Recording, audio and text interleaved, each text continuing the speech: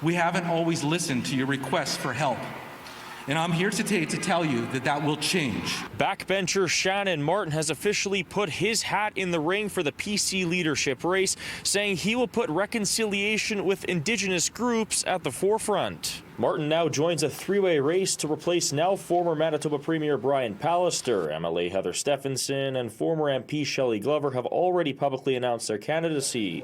In his campaign launch, Martin says reconciliation is at the top of his priority list. Like many Manitobans, I believe that advancing reconciliation with Indigenous peoples and communities needs to be a first priority of the next Premier of Manitoba. Martin also saying he wants to improve mental health services and potentially open a safe drug consumption site, but a long-term commitment to work with Indigenous groups to work towards reconciliation would be his first duty as Premier of Manitoba. I do look forward to meeting with him. I'd like to see his thoughts and what he's looking towards differentiating himself between, the previous Premier and how he's feeling to move forward and what his thoughts are on what his next steps are going to be. Martin publicly supported former Indigenous and Northern Affairs Minister Eileen Clark after her resignation from Pallister's comments on colonialism. Assembly of Manitoba Chiefs Grand Chief ARLEN DUMAS says it's important to acknowledge Martin's comments,